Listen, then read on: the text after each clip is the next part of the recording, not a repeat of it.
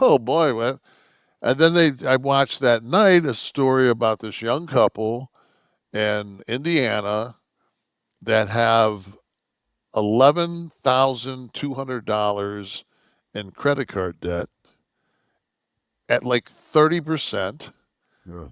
They bought a house at $260,000 when they really couldn't afford above 200, but they were getting basically cash offers that were pushing them up and up and up. And they pay like $2,100 a month, and like 197 goes through principal. The Oh, right. rest Yeah. is, and it's Interest, just, sure. and you see that and you say to yourself, wow. But then I realize also, I didn't own a home until I was 33 years old because of that. It was cheaper for me to just, because we didn't have a child, and, I was on the road all the time, to have a two-bedroom condo that we rented. And shit, back then, in 90, I think we paid $500 a month. There was no homeowners. There wasn't shit. Hmm. You know, I was back when my motto was, if you can't get your Sony Trinitron and all your clothes out of your place in an hour, you got too much shit. You know. So yeah, has my life changed? Yeah, but I still, this tank top I have on is, I bet you this tank top's 20 years old minimum. The shorts I've got on, 10. I mean, it's just like, I don't spend money. Hmm. I just don't.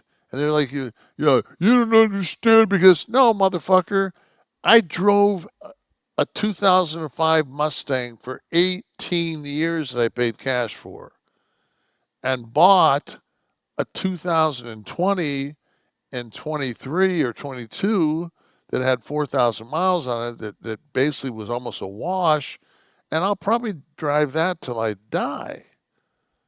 So it's like What are your extravagancies? You have to have something that you would, in a heartbeat, drop 5 grand on right now. What would it be? nothing. No passion. There's no passion. A classic car. You just got a nice classic car. I know your day to Yeah, day but car is. that's I, I I got that because the market is so down right now. That's probably that was, I looked at those cars in that kind of shape were $35,000 2 years ago. Now they're 22 grand. So, but at the same time, I've got to get it to a mechanic and have them go all through it and everything else. And when it comes down to it, it's like you're told by everybody that you'd never do anything for yourself. And when you just look at it, you're like, that's just a fucking headache. Like, I wish I wouldn't have bought that. So Like, you're if I could get 23 for it tomorrow, it'd be gone. God. You earn good money. You have investments that are solid, and we talk. You get excited when your Oh, I financial love guy gives you the good. Why do you love fucking? You're the worst guy to love money. It's the is it the game? it's the Is it game. it's yes, right? It's It's the oh, game. she wants me now, so I can turn her down. Get them to the boat. I don't want to touch the fish. I just want to catch it and bring it to the boat and fucking cut the line. Fuck that. I don't want it.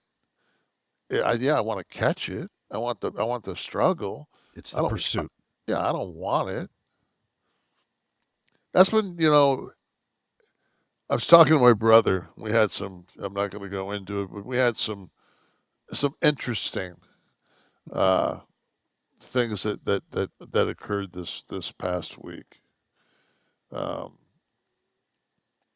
I will say this: I lost my stepfather on Tuesday, and I wasn't going to go into it because everybody thinks I'm on suicide watch anyway, because uh, No, he's fine with this. Everybody, he's not fine that he passed, but he He's fine with the situation. Yeah, Please do not it's have to yeah, knock on the door for the yeah. wellness check later. Don't have a wellness check.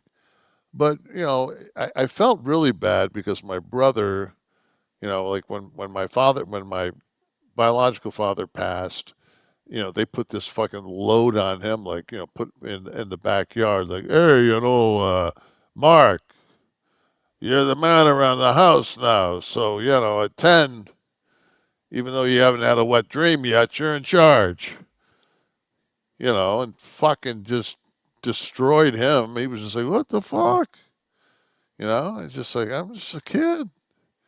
And then, of course, my stepfather's in hospice, and they call him, and he's got to go down, and my stepfather's laying in a bed with his mouth wide open, his hands are all like this, and he walks in, he's just like, oh Jesus. So, long story short, he always, as the older, as the old, as my big brother, he's always played the role of the big brother. I mean, he's done it great. And so we've talked a lot this week. We had a really long talk, a good talk yesterday. And it's funny because we've spent our lives apart, but we're so much alike. It's like, it's just, we're so Nash, like politically and and he said to me, he said, Cab, he says, can you do me a favor? And I said, yeah, what, man? He says, could you not fucking talk so much wrestling? He goes, I love listening to your show because it's funny because you just tell people to fuck off. He says, I just love that. He says, I love when you just tell people. He says, but like, there's like 200 wrestling podcasts for Did he people say that, that? yeah. Yeah.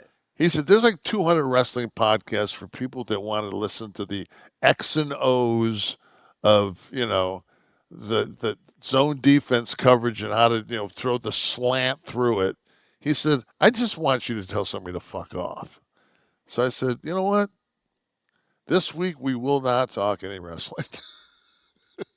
So what are we in right now? How far are we in the show? Um, I 35 think about minutes? about a half hour, a little more. Yeah, so We're good so far. if you think we're going to talk about CM Punk, we're not. As you mentioned this, it's noteworthy to say on our recording day, the Dow has now set another all-time record today, surpassed 42,000, and S&P set an all-time record today too. So I was watching, I don't know, it was Bloomberg I was watching the other day. They had an analyst on, financial analyst, and they were talking about the deficit. And they said that most Americans, like, they don't even, like, most Americans don't even give a shit about the deficit.